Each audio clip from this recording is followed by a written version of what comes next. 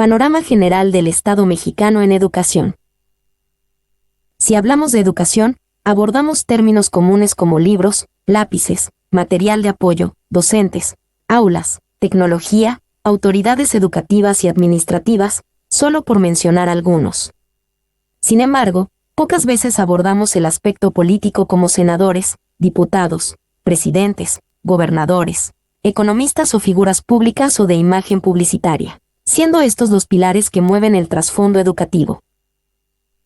Si bien es cierto que hemos avanzado en términos generales, en los aspectos educativos hemos hecho una regresión significativa, esto debido a que la educación oscila en un contexto internacional y nacional, donde se implantan modelos educativos ajustados a las ideologías de la política sexenal que compete a intereses partidistas y /diagonal o sindicales, donde el objetivo real solo se refleja en un discurso protocolario intencionado en un idealismo. Se pueden catalogar algunos indicadores de la rama educativa como revolucionarios o evolutivos. Para comprender mejor, detallemos el mismo. En los años 80, dan inicio las reformas bajo el término primera generación, donde solo se especifica como una revolución educativa. Educación tradicionalista y mecánica.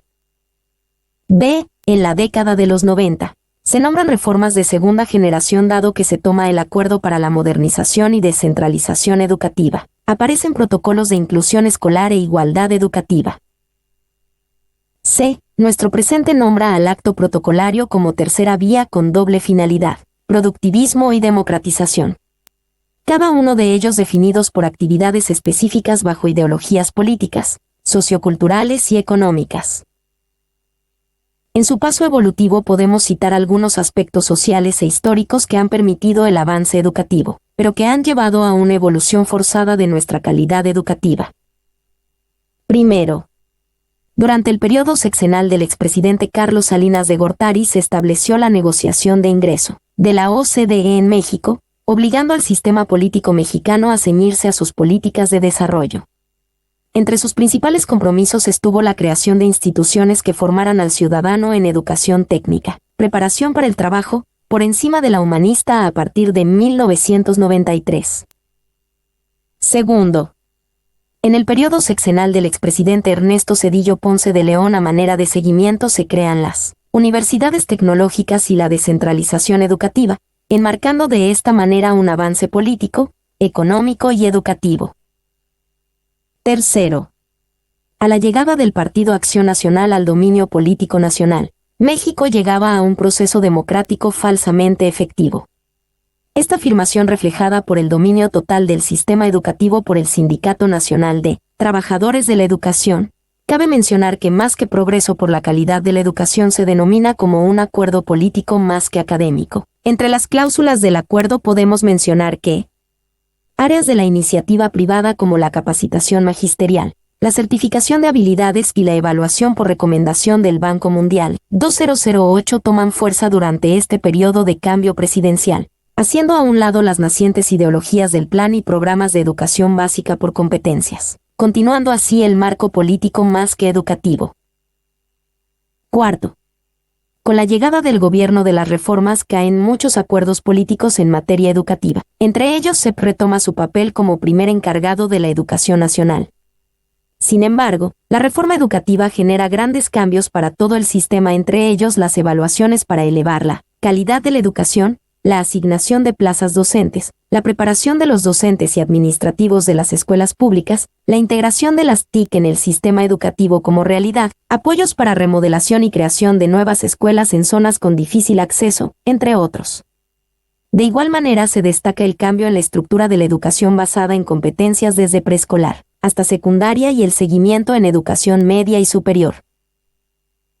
Bajo este marco analítico histórico partiremos a los siguientes aspectos que afectan y que trascienden en este interesante mundo de la educación en el sistema mexicano. Aspectos causales de la deficiente calidad educativa.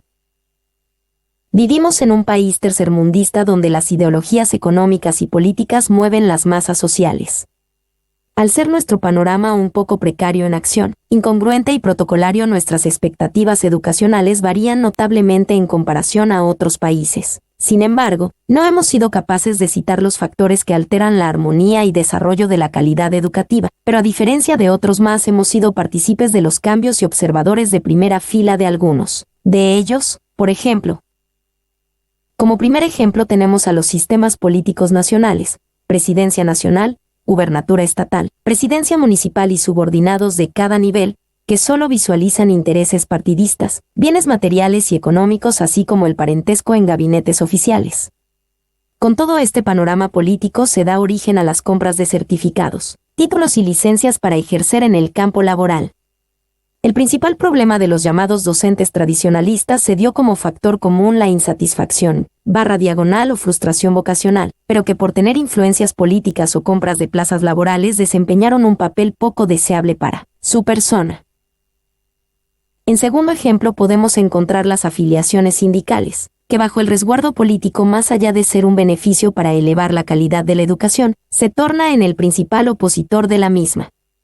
Como indicadores podemos mencionar los continuos conflictos en el estado de Oaxaca, las incidencias en Chiapas, Veracruz y Tabasco, quienes no cumplen con el compromiso establecido al ser trabajadores de la educación, convirtiéndose así en los protagonistas de los conflictos políticos y sociales en los que representantes sindicales han sido señalados.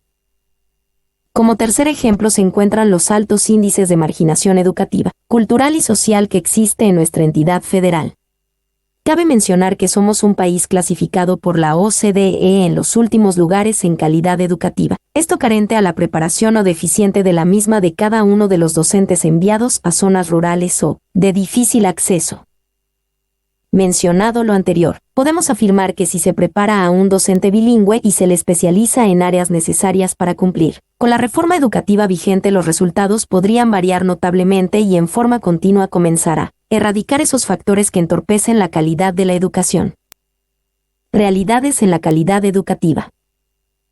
Para Torres, 2009, 155, las competencias son intrínsecamente creativas, adquiridas de modo informal y tácito en interacciones informales. Son logros prácticos. Sin embargo, en México son tomados como ciclos formales con múltiples apartados obligatorios que nos llevan a una praxis decadente influenciada por el acto protocolario de los deberes sindicales y partidistas más que por apego a la vocación.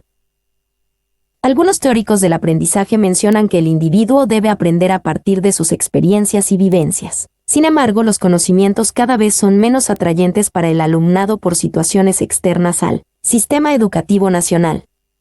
La TAPI 2009 menciona esta problemática titulándolo el SNTE, su poder. En este análisis destaca dos ideas afines. A. La reducción del poder del Estado para controlar la política educativa nacional. B. El incierto desarrollo futuro de la profesión magisterial. Más allá de estos sucesos existen otras realidades actuando para la decadente calidad educativa en México. Algunos de los más sobresalientes de los organismos supranacionales son el Banco Mundial y la OCDE, donde las deudas de más de $900 millones en beneficio de la educación de calidad aún no llegan a su destino, ya que en cada aula seguiremos escuchando a docentes inconformes con su salario o con falta de amor a la profesión. Si bien es cierto que la política ha manejado la educación, aún existen docentes comprometidos con la misma y que a pesar de los conflictos continuos son ejemplos para aquellos alumnos que tienen hambre de intelecto, que caminan horas bajo climas extremosos con el afán de saber. Aún con los sistemas políticos educativos y sindicales podemos destacar algunos beneficios de la reforma educativa aprobada con los que la educación se impulsara hacia mejores estándares de calidad. Otorgar plazas docentes a profesionistas idóneos. Becas para estudios universitarios y /diagonal o posgrados. Premiación a proyectos y creación de nuevas empresas. Libros de texto gratuitos. Acceso a sistemas de comunicación gratuitos.